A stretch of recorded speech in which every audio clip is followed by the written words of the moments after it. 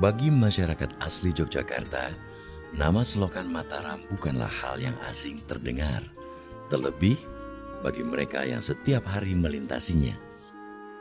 Jika di kota-kota besar, selokan erat kaitannya dengan saluran pembuangan, berbeda halnya dengan Mataram.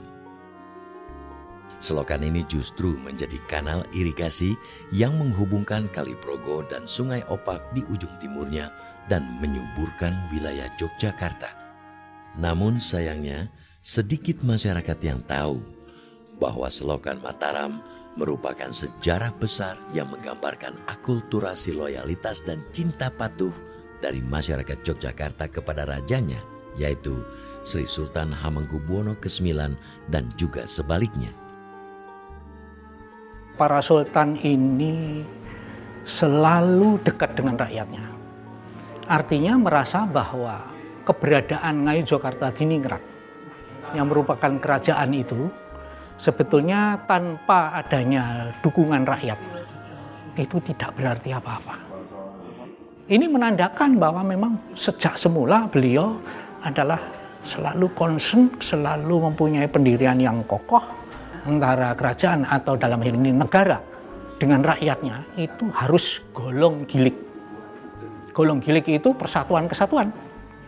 Program-program yang beliau tampilkan itu selalu yang terkait dengan kesejahteraan masyarakatnya.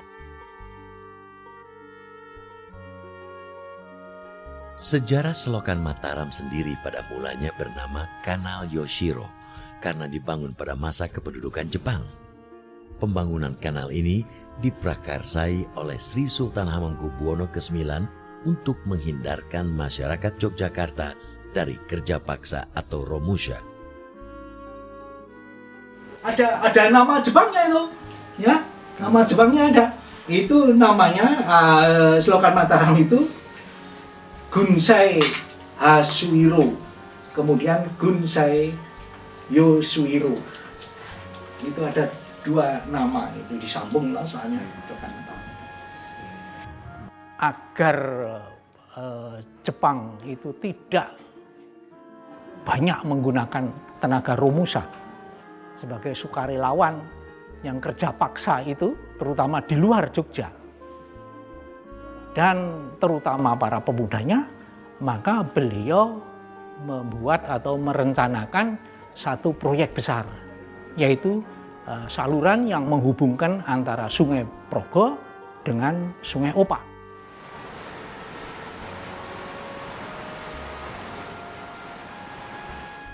Secara politis memang Jepang banyak memberikan keleluasaan kepemerintahan kepada Sri Sultan, sehingga dengan mudahnya beliau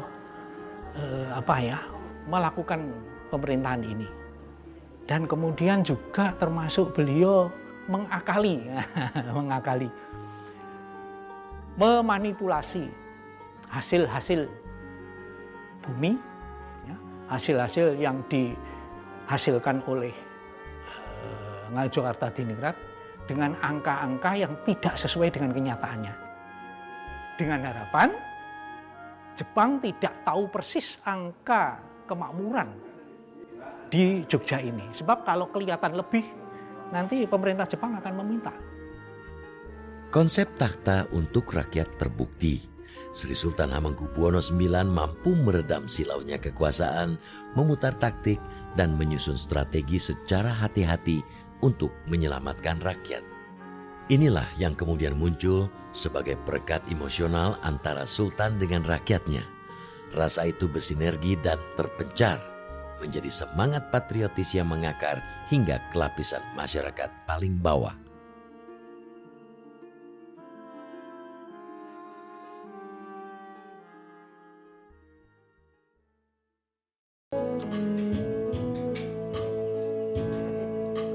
Berkat si Sultan 9 jam bijaksana,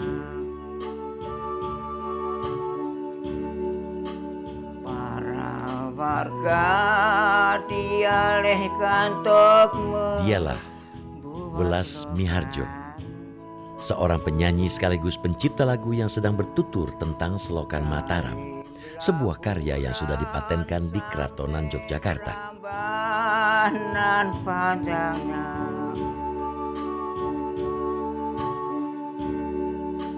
yang kini selokan Mataram namanya.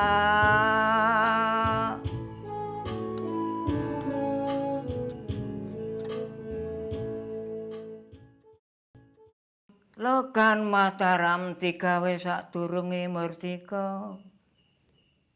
Itu dibuat sebelum kemerdekaan ya. Kersane si Sultan Hamengkubuwana ping 9 itu memang dari inisiatif si Sultan. Ngarsa dalem ngeman mrengka mula ngayo Jakarta. Nah, itu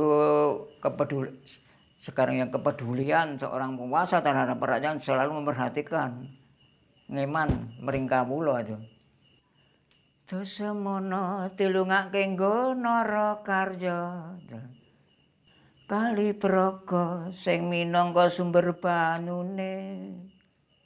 Itu sumber airnya Kali Praga. Terowongan mriku sing kanggo dalan liwat miline. Saka mlaburan tekan Prambanan parane. Pinggire selokan dikiwe dalan munda endai. Ini yang fokusnya aja nih Mbak. Yang pertama adalah pembuatan selokan adalah merupakan inisiatif dari Sultan. Nah, kita seperti di Solo kan Bengawan Solo. Kita yang ungkap yang betul-betul dapat dinikmati rakyat, Mbak.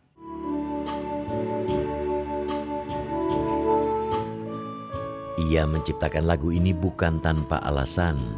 Kata demi kata dalam lirik menguraikan kisah perjuangan rakyat dan Sultan di balik pembangunan Selokan Mataram. Ya, inilah salah satu bukti wujud kecintaan rakyat kepada Sultan. Dan ini menjadi pengingat di saat yang lain terlupa akan sejarah perjuangan bangsanya. Welas Miharjo bukan hanya saksi sejarah tentang pembangunan Selokan Mataram, karena ia juga melibatkan diri dalam perkembangan pembangunan saluran irigasi ini. Kalau pembuatan Selokan Mataram saya sudah betul-betul tahu, Mbak. Rumah saya pada waktu zaman Jepang di dua tempat, Mbak. Di Kuran dan sini masih ada di bapak saya, ibu saya pun masih ada sekarang. Terlalu jauh, paling 200 meter dari pembuatan kita betul-betul tahu, Mbak. Tiap hari orang pada gotong royong, Mbak, dari sana saya gotong royong buat selokan tanpa dibayar. Sistemnya ya gotong royong aja pakai cangkul biasa aja. Tak hanya lagu dengan judul Selokan Mataram, Welas Miharjo juga menciptakan lagu yang saling berkaitan, yaitu perjuangan Sri Sultan Hamengkubuwono IX dan Nolokaryo atau Romusha. Kabeh kuwi mung kari kabare, ra ana wong sing bali ning asal usule. Dene selokan sing digawe, Selokan Mataram sing milih tekan sebrene. Orang Romoso tak ada yang pulang satu pun. Sini ada dua tempat. Tak ada yang pulang, kata warisnya masih ada, Mbak. Kalau di sini sudah dibagi. Ada tempat petukannya yang dibawa ke Romusa. Tidak ada yang pulang.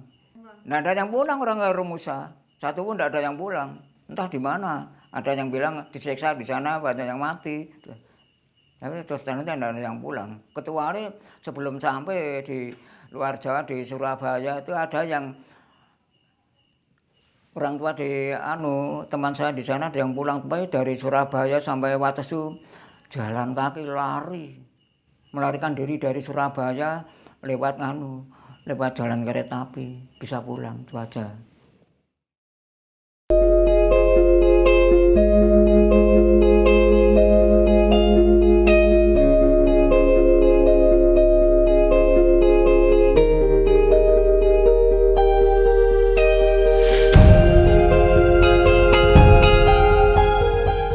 Satu legenda di Yogyakarta pernah berkisah tentang sabda Sunan Kalijaga. bahwa bumi Mataram akan subur dan rakyatnya makmur apabila Sungai Progo dan Sungai Opak disatukan. Inilah yang kemudian menjadi satu modal kultural bagi rakyat pekerja paksa untuk menyelesaikan proyek yang digagas oleh rajanya, Sri Sultan Hamengkubuwono ke-9. Kepercayaan masyarakat bersatunya antara Sungai Progo dengan Opak ini akan menimbulkan kesejahteraan. Sehingga rencana yang seperti itu dengan mudahnya diterima oleh masyarakat dan mereka secara sukarela mengerjakan apa yang menjadi perintah-perintah sultan. Karena pada waktu itu sawah-sawah yang mula-mula tidak mendapatkan air, dengan adanya slogan itu akhirnya mendapatkan air itu.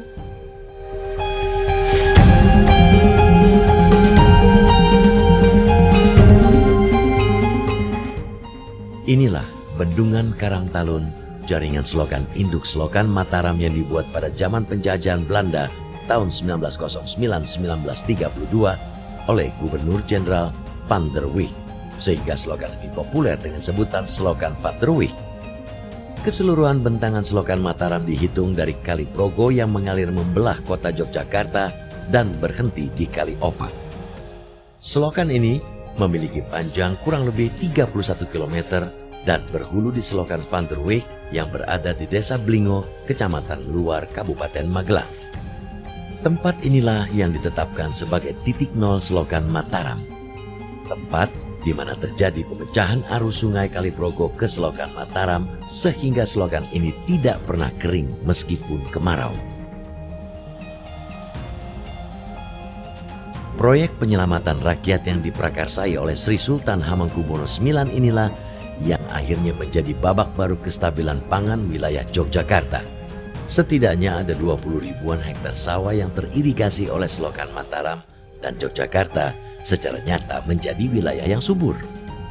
Namun sayangnya, seiring perkembangan zaman, selokan Mataram sendiri tak luput terkena imbas arus modernisasi. Di jembatan dan di tembok bendungan tak jarang ditemukan buah tangan vandalisme kota ini. Mari menjaga selokan Mataram ini bersama-sama untuk menjaga kemakmuran di wilayah Yogyakarta.